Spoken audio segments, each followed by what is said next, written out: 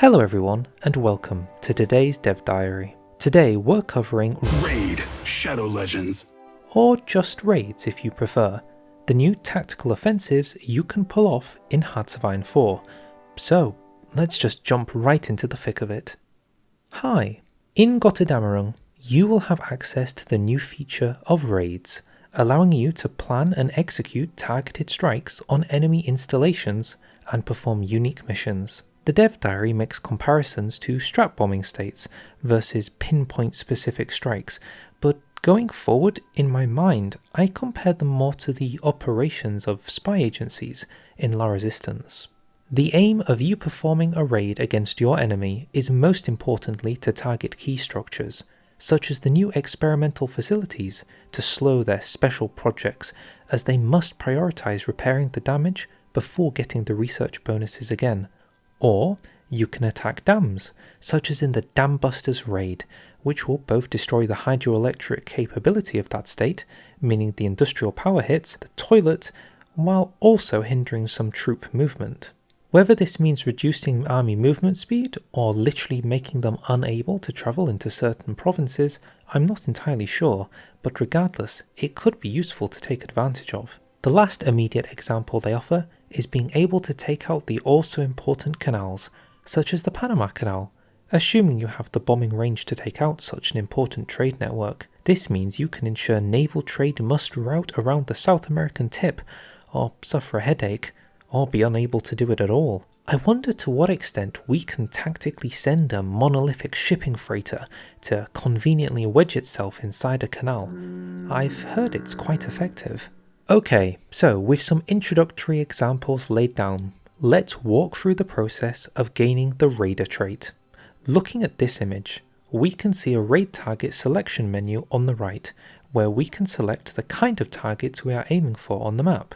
Then, top down, they seem to be air raids, experimental facility raids, some kind of paradropping technique, and attacking naval bases. Maybe that includes ports, canals, and those kind of things. After that, we see those red targets are the available options that you can choose, which in this case seem to be naval bases for submarines, but can also be overlapping raids on the same target. For example, do you want to take down the Reichstag from the sky, or disable a nuclear facility in Potsdam before it becomes a nuclear problem? Now that we've chosen our raid type and selected where we want to raid, we must now decide upon the method of execution. It seems the recurring theme of raids involve air supremacy, be it through bombers or paratroopers, but they do leave the door open for other things. First, you pick the unit that will execute the raid, such as a plane, shown here, and then you choose where the raid will begin from, presumably being closer to a target, making it easier. As we can see in this image, launching an air raid involves selecting the airbase you want to carry out the attack from, with kilometers listed, suggesting proximity will most likely play a part in the success of an air raid's outcome.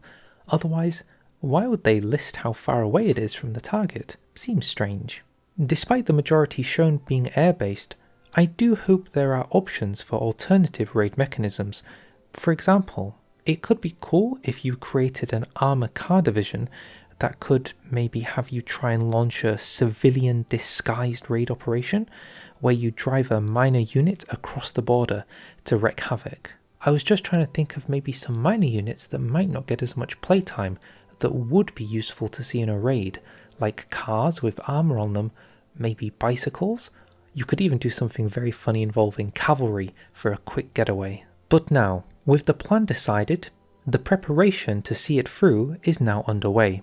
First up, your raid may have something they need to deliver, be it convoys to a location, transport planes for paratroopers, but also there can be packages, such as infantry equipment or a nice nuclear bomb. Once the equipment is delivered, the raid will tick up its preparation until it's happy to launch. Assuming the launch conditions are met, you can't just start dropping nuclear raids on nations you're not even at war with. That wouldn't be very fair. Luckily, we can break down the entire raid interface in this one image. So, it looks like we're going for a bombardment raid. We are using a heavy bomber in the top left. We are aiming for a special air facility in Germany on the top right. There is no additional equipment needed, as the bombers are so conveniently supplied with their own munitions. The preparation is underway, and it seems it takes around 3 months to do a specific bombing raid against a special facility, which is interesting to gauge as to how long a nuke might take to arrange, maybe 6 months? On the left, we can see the likelihood of success. Sadly, not all raids are guaranteed to work, and so the outcome is easily shown here for you to weigh up whether it's worth actually committing to, or maybe waiting until your chances are higher. Perhaps more air superiority would help here, the upgrades on the bomber wings in question, or the amount of experience it has, so make sure to train your air wings. Lastly, we have 2 sections. The risk switches allow you to increase the chance of success, while also allowing for catastrophic losses should you fail. In truth, I would only expect to use this wing for raids, so I can imagine I'd be okay with the risk loss to ensure a higher success chance. Also, I really like the art for the risk toggles. I do hope they have that very satisfying flick sound, that, the really heavy mechanical flick that feels really weighty when you turn them up and down. That way when you toggle them, you get a very satisfying feeling. I do hope so. In the bottom selection, you can choose to automate the raid process, so once you've chosen your target, you can set a minimum threshold, and once the success chance is met, your raid is executed, just like that. Or alternatively, you can set multiple raids up and set them all off at the same time using a big red button. Although I don't see the big red button. How disappointing. With the bulk of setting up a raid explained, we can now enjoy the rewards of our labour, with a new graphic for the plane heading over to its target. Interesting how this was taken with the day-night mode. Maybe night raids will make a difference. Next up, we're given more context to the rate of success. It seems target information plays a part, which may be impacted by spies, but also planes' air defense, so make sure they're built up well. Additionally, the raid target can also reduce the success by maintaining air superiority over their raid target and building anti-air to take you down. Because of that, it seems like it might be impossible to flat out stop a raid. That is to say, if you own a dam, there is no way to 100% guarantee the enemy cannot bomb it, but you can do things to severely mitigate the chances. When all is said and done though, they'll be dancing in the streets of Total Network Solutions tonight as you have completed a critical raid success. On the left, it seems we see the outcomes that we receive, with 10 planes gone, but some raid experience up, while on the right, we see that our target's consequences, with them getting 85% of their facility reduced to rubble and ash. Sadly, I'm unsure how long it would take to repair such a facility, but I hope it's long enough to justify doing the raid in the first place. So with the basics of raids covered, the next question we're posed with is, how do we even get the raids to begin with? I mean, not every raid is open to everyone for free at all times from the start of the game. Well, for starters, raids will come with a cost. In terms of command power, here we can see it costs 25 command power to do a facility strike in Vorpommern. It's worth noting this with the change to how command power works, by now hiring staff increasing your cap instead of inversely lowering it. Beyond the experimental facilities, dams and canal raids I mentioned at the beginning, excluding the Suez Canal apparently, I guess the Evergreen won't be getting stuck this time. We also learned that you can raid some of the special projects your enemies may build, such as the V3 Mega Gun, to take that monster out of the equation. Below that is another interesting raid type you can do against resources, namely oil fields, as seen with the Americans attacking the Romanian oil flow, which will really hamper Germany's aim for autarky, as well as maybe stopping them from doing a very good Operation Barbarossa. Half a year with minus 50% oil coming out of Romania is pretty bad if that's one of your main sources of income. I suppose building a few more oil refineries may be in order. The last type of raid they mention is something I've been talking about throughout this dev diary, and that's being nukes. With raids, you can now set up a nuclear launch, even prior to the declaration of war, perhaps for a flames of hellfire kind of blitz into a nation.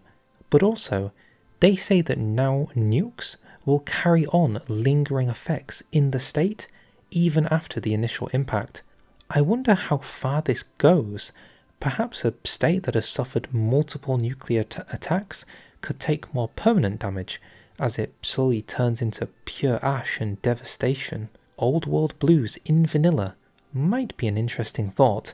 If not, I wonder how much radiation would linger across the battlefield. Maybe there's some kind of graphical effect that appears to represent it. As a brief aside, we do see an image of the Statue of Liberty getting nuked as some of the promo for this DLC, and I don't know, I'm kind of disappointed to say that it doesn't look like the Statue of Liberty can be completely demolished, which, when they were introducing landmarks, a part of me did wonder whether it was possible to nuke landmarks and they'd have like a destroyed variant of them, because, you know, there's something kind of impactful, iconic, memorable about want to have the landmarks, but also to destroy them. And to cap this dev diary, we have a section on custom raids. Not every raid in the game will be generic, but some will have been crafted to reflect historical events that you can carry out yourself. Massive paradrop offensive on Belgium as Germany? Done. Early British bombing of Berlin to tank enemy morale and build home support? Confirmed. Even more odd raids are seen with things like Operation Jericho, where you can bomb a prison under German control in France as the Allies in the hope to spring some of your soldiers out of captivity? That's a pretty good boost to morale, and maybe gets you a little bit of bonus manpower. The last 3 images depict a very strange looking operation in East Asia. This seems to reflect the historical Chinese air raid on Japan, where they did not drop bombs, but instead propaganda leaflets. The aim was to show the Japanese civilian population that the Chinese were not a wholly inferior opponent, and could mount an offensive by air to dissuade them from their ambitions. It had little to no effect, but maybe in this alternate game world, it could break the Japanese morale. Surely. Alright, and with that, we have come to our end on raids. How do we feel about them? If I was to guess, with my pinky in the water, maybe 2, maybe 3 of the raids will see some consistent play. The nukes I can see being useful, the dams I can see being useful, and the resources I can see being useful, because all of them can have a pretty direct impact on the way people are playing. On the other hand, I question how useful it is to spend not only resources, but your actual like real life time and effort pursuing some of the minor raids if that effort it turns out to only get a very minor effect. It might end up being that you only focus on raids you see as being pivotal to success and might end up skipping the more flavorful ones. But since we don't know all the effects, I guess we'll have to wait and see. Regardless, I am excited to see how a nuclear raid looks, and I'm gonna certainly be breaking a few dams. And so thank you very much for watching. If you liked this video and want to see more, then please like and subscribe as we continue towards the release of Götterdämmerung. Next time should be the new Belgium focus tree. So, I shall see you all then. Bye!